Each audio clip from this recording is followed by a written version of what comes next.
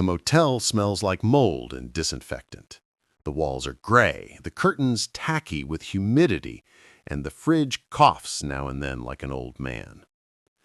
Jack Dugan always wakes up before the alarm, when the dawn light seeps in around the edges of the broken neon sign and hits the photo on the nightstand. A girl, maybe 10 years old, a glove too big for her, a smile full of crooked teeth. She's holding a red ball. 2 bounces on the concrete, then the flash. Jack looks at her every morning, not because he can't stop, but because it's the only moment of the day when something feels still. Everything else is noise, cars passing, a TV on in some nearby room, the clinking of bottles in the sink. He hasn't coached anyone for 3 years. Now he spends his days fixing pipes, painting bleachers, checking that the field drainage holds after the storms. At the minor league stadium, no one calls him coach anymore, just Dugan, a name that weighs like a reprimand. In the evenings, he sits at the stadium bar, smell of beer and grease, country music too loud. That's where Linda finds him, gray jacket, low heels, hair tied back. "I was looking for you," she says, not sitting down. Jack looks at her the way you look at a wounded animal, with suspicion and curiosity. "Didn't think you'd need anything from me." "Not me, them." She hands him a folder. State Reform School. They put together a girls' team. Nobody wants to coach them. Jack laughs, a dry sound. "And you thought of me?" "I thought you needed a reason to get out of this hole." He takes a sip, rattles the ice against the glass. "Why you, of all people, are offering it." "Because I know you're not a good man, Jack, but you're still a good coach when you manage to keep your mouth shut." He thinks for a moment. The neon above them flickers. A fly taps against the glass. "There's no salary, right?" "There's a stipend and a roof over your head." Jack nods. He doesn't say yes, but Linda knows he's accepted. When she leaves, the smell of her perfume hangs in the air for a second, like a memory with nowhere to land. The reform school sits on the edge of town, where the asphalt crumbles and the grass grows stained with gasoline. The air smells of iron and dust, and when the wind shifts, it brings the sweet stench of the landfill. The baseball field is a square of hard earth, carved by years of rain. A chain-link backstop hangs crooked behind home plate. The girls are already there waiting, 10, maybe 12, all in the same gray tracksuit, but each different in how she looks or refuses to look at him. One chews a blade of grass.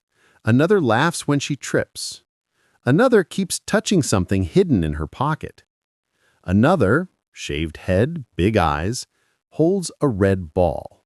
She bounces it twice before every word. Jack stops at the edge of the field. No one greets him.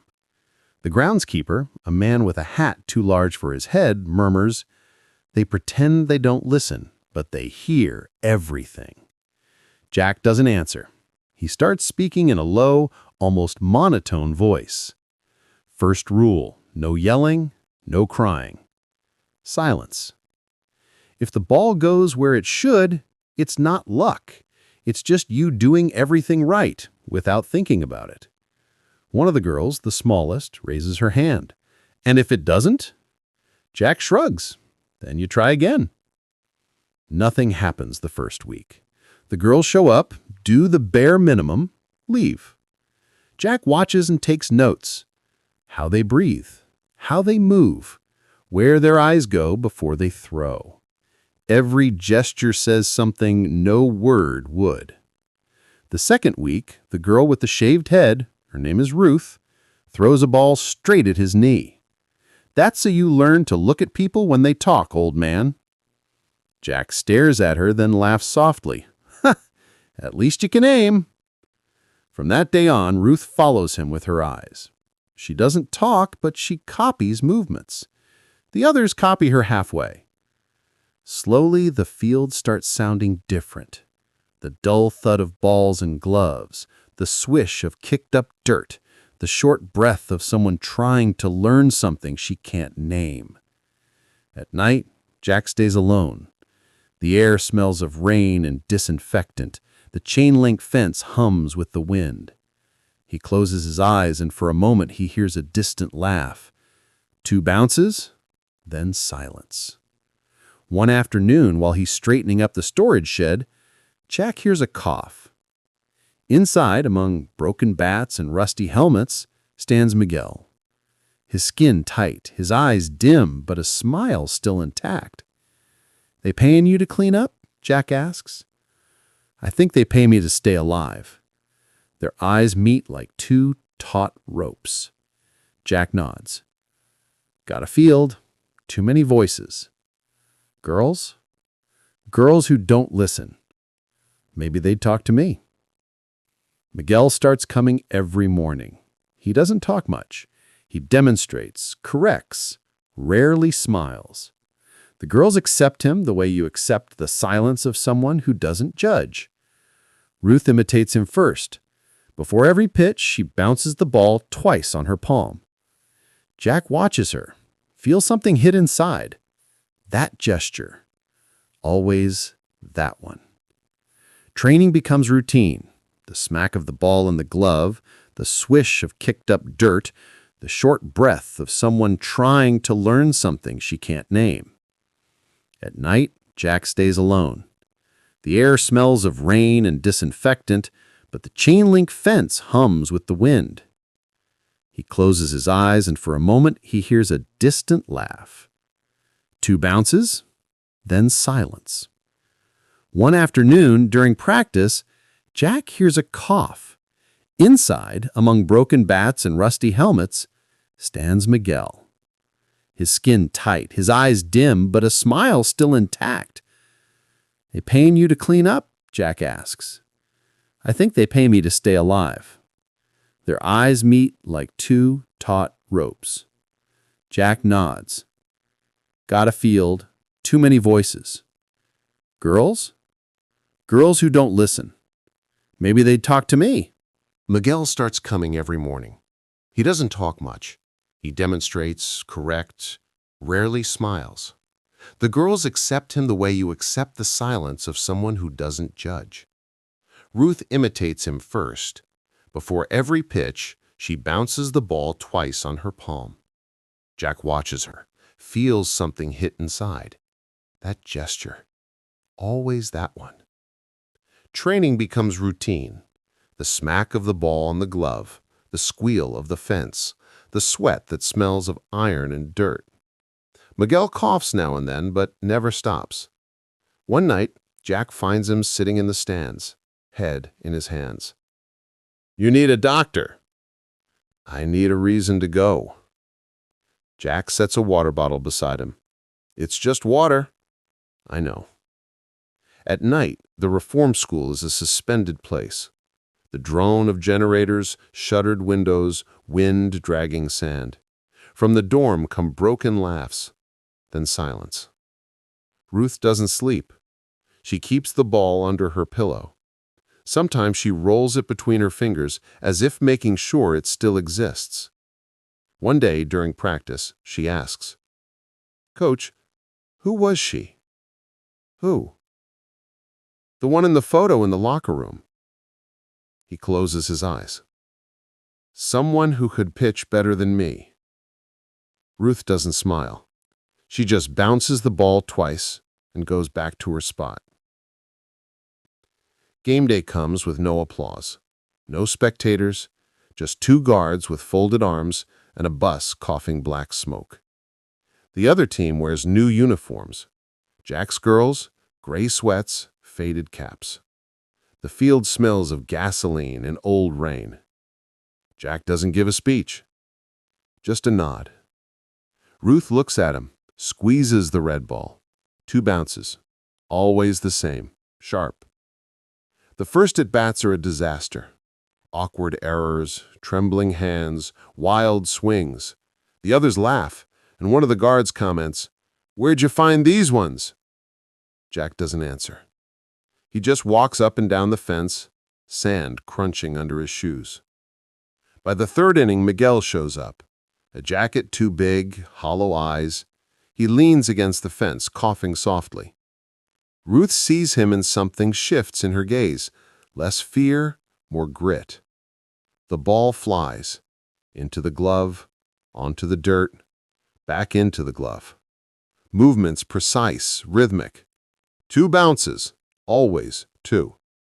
Jack hears it like a metronome, and in that rhythm, for an instant, an image returns. A laughing girl, the red ball slipping away, him shouting, "Watch out!" Then silence. His heart beats slow, like remembering a dance step. In the end, they don't win. But the last play, Ruth's diving catch, body stretched, glove raised, freezes the whole field. The silence is dense, almost solid. Miguel claps, coughing. Jack stays still, then murmurs, "Good job." No one hears him, but Ruth looks at him and understands. When it's over, the girls return to the dorm, the air heavy with sweat and rain. Jack sits in the empty stands. Miguel walks over slowly, lights his cigarette he doesn't smoke. "Still afraid to look ahead?" Jack smiles without joy. "I'm afraid to look back." Miguel nods. "Maybe it's the same thing." That night, it rains hard. Water drips from the dorm roof into a plastic bucket. Tick, tick, tick. Ruth doesn't sleep. She keeps the ball twice on the floor, then slides it under her pillow. She feels something has changed, even if she can't name it. Weeks pass. Training continues, quieter, sharper. Miguel disappears for a few days, then returns thinner. The girls pretend not to notice, but move with more respect. One afternoon, Linda arrives at the field. She walks between the benches, heels sinking in the dirt. "Nice progress," she says. Jack doesn't answer. He's fixing a glove, the leather shiny with sweat and dust. "The state attorney wants to run a piece." She shows him a sheet. "A rehabilitation through sports." Jack shakes his head. "No point." "It matters to them," she says, nodding toward the girls. "Helps them believe they can still choose something." They look at each other. The distance between them still won't close. "You've changed," Linda says. "No." Jack stops. "I'm just more tired." Then he looks at Ruth, training the younger ones. The ball bounces twice, always the same. The sound gets under his skin, like a breath that won't pass. The next week, Miguel doesn't show up. Jack goes looking for him in the old maintenance quarters. Inside, the smell of medicine and wet wood. On the table, an unfinished letter. "Winning isn't what makes you feel alive. Sometimes it's just hitting one good swing." Jack closes the door quietly. He walks to the field. Wind blows and the chain-link fence vibrates like a steel cable. The girls are practicing on their own. Ruth guides them, yells little, watches everything. He stops at the edge. "Keep going." The words come out soft, but enough. He sits in the stands, takes out the old photo, his daughter, the glove, the red ball. On the back, a line in Spanish, "Dos rebotes y suerte." 2 bounces and luck. He'd never really understood it. Now he does. It's not a ritual. It's a way not to forget. When the sun sets, Ruth comes over. "Coach, can I keep it?" she asks, pointing at the ball. Jack looks at her, then hands it over. "It's yours." Ruth bounces it twice on the dirt. The sound is sharp, full. The others watch her, then imitate, one after another, 2 bounces, a rhythm spreading across the field, simple and stubborn. Jack closes his eyes. The sound is the same as years ago, but it doesn't hurt anymore. It's a heartbeat, a memory that no longer weighs, it just remains. The wind carries the dust away. Linda watches from afar, arms crossed, a smile with no teeth. The groundskeeper fixes the fence, whistling a nameless tune. Jack stands. "One more round," he says. The girls nod, line up. Ruth at bat. 2 bounces, a clean hit, the ball soaring until it disappears beyond the fence. No applause, no words. Only the wind and the feeling that for a moment, everything fell into place. The next morning, Jack arrives early. The field is empty, the air cold with dew and gasoline. He draws a chalk line along the baseline, slow, precise. Each stroke leaves a sharp smell like living stone. Ruth arrives first, then the others. "Are we playing today?" she asks. "Today, we start again," he replies. Then, as she bounces the ball twice, Jack looks at the sky and thinks that maybe the field, after all, is the only place where a mistake isn't the end, just another beginning. 2 bounces, and silence.